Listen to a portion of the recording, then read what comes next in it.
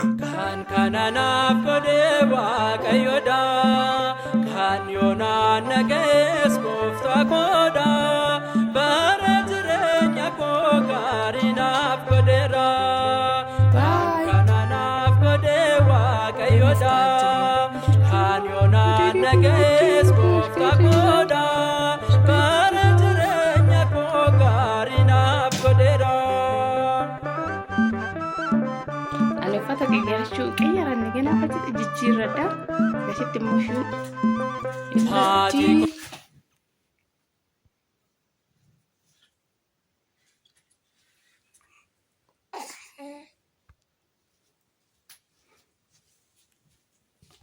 jirtani. Hai guys, akkam jirtu? Fayyaa keessani? Nuti nagaadha galata Rabbii.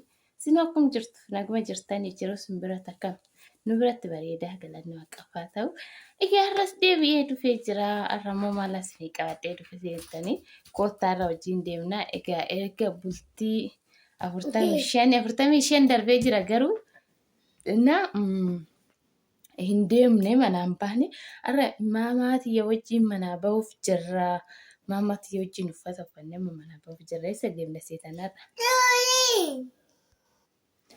Arragaa guyyaa 47 ta'e. Lakka 40 bultee guyyaa 47 jechuudha. Oguma sirriima. Guyyaa 45tti kittibaata qabdi miti reedaan keenya immoo guyyaa qaxaroo kamisaa fi maksanyoo malee hin jiru kanaaf waan ta'eef har'a maamaatii wajjin kittibaata deemuuf kaanee jirra jechuudha. Ishiitu kattabata bargeeta anaa miti jechuudha. Anaa miti ishiitu kattabata. Inni akkanas hin jira. Furdadeen jiraami margaa sirriitti natti tole. Kanaaf koottaa wajjumaan deemna. Amma anis uffata kiyyeffadhee isheefis uffata ishii qayyaree kanaaf deemuuf ka'aa jirra jechuudha. Egaa makiinaan fe'alatti nu eegaa jira. Maamaatii iyyatti illee dafee uffata kiyya qayyaree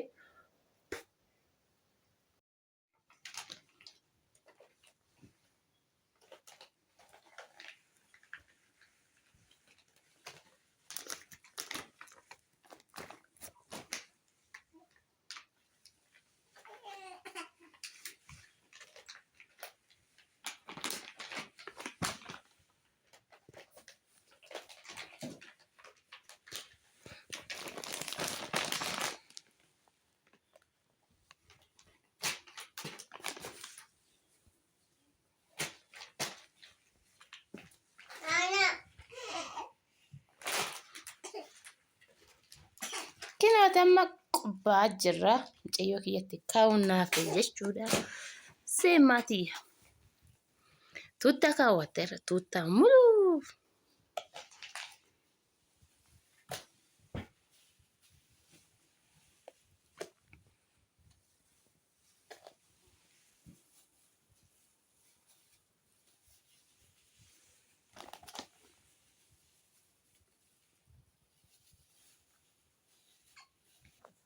Kino kaawwattee kaate maamaatii yallaa.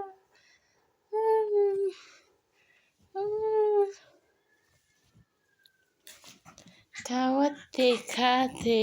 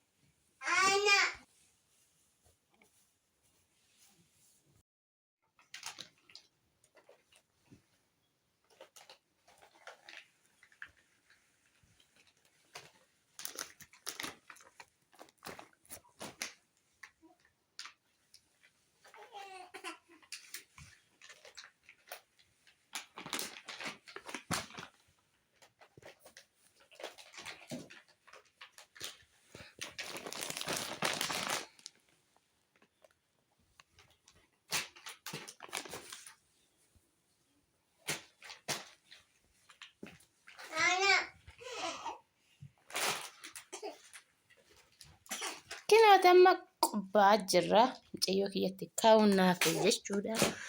Seemaatii tuutta kaawwatteera tuutta muluu.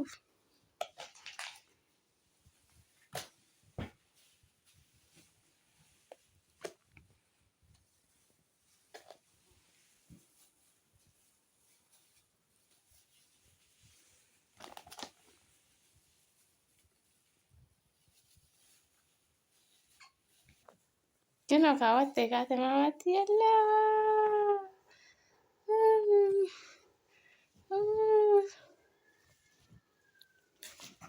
Kaawwattee kaate.